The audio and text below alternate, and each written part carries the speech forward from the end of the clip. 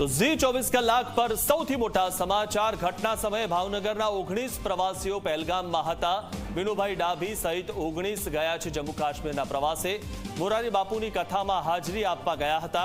કથા બાદ ફરવા નીકળ્યા હતા તમામ પ્રવાસીઓ। ત્યારે આજે દ્રશ્યોમાં આપ જોઈ રહ્યા છો, આ 19 પ્રવાસીઓ ત્યાં ફરવા ગયા હતા અને જેમને ઇજાગ્રસ્ત થયા છે, જેમને ગોળી વાગી છે, તેઓની સાથે આ 19 પ્રવાસીઓ પણ ત્યાં છે। ઘટના સમયે ભાવનગરના 19 પ્રવાસીઓ પહેલગામ ગયા હતા। વિનુભાઈ ડાભી સહિત 19 પ્રવાસીઓ જમ્મુ કાશ્મીરના પ્રવાસે ગયેલા છે। મોરારી બાપુની કથામાં હાજરી આપવા માટે ગયા હતા અને કથા બાદ તેઓ ફરવા માટે નીકળ્યા હતા। ये देखिए आप यहाँ पर हैं जो पर्यटक हैं जिनको लगे हम उनके साथ। सर आपका नाम क्या है?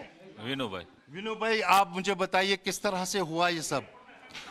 वो हमें ना बैठा था ने तो एक पहला फायरिंग आया, दूसरा आया, तीसरा आया, सब भाग થઈ ગયા। પછી फायरिंग बहुत हो गया, एक दरा दबा दबी हम भागने ये अड़ी गया। तो कितने लोग थे आपने देखा? कितने लोगों ने गोलियां चलाई?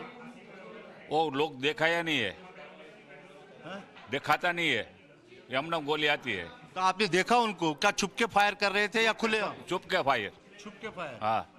तो नाम पूछ रहे थे वो, पहले नाम क्या है, उसके बाद गोली मार रहे थे? वो मालूम नहीं है।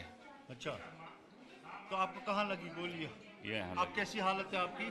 ठीक है। बाकी व्यवस्था कैसी है चिकित्सा? ठीक है। મારા પપ્પાની 16 તારીખે અહીંયાથી 15 દિવસના ટૂર માટે ગયા હતા જમ્મુ અને કાશ્મીર, અને ત્યાં મોરારી બાપુની સપ્તાહ હતી, ત્યાં થોડા દિવસ રોકાવાના હતા અને ત્યાર પછી વૈષ્ણોદેવી, પછી રિટર્નમાં પંજાબ અને રાજસ્થાન થઈને પછી 30 તારીખે અહીંયા ભાવનગર પરત આવવાના હતા। અને આજ રોજ એ લોકો પહેલગામમાં ગયા હતા, ત્યાં અચાનક થઈ હુમલો થયો અને હુમલો થયો એમાં મારા પપ્પાને હાથે વાગ્યું છે અને અત્યારે હોસ્પિટલાઇઝ કરેલ છે અને અત્યારે એની તબિયત છે સ્ટેન્ડ છે।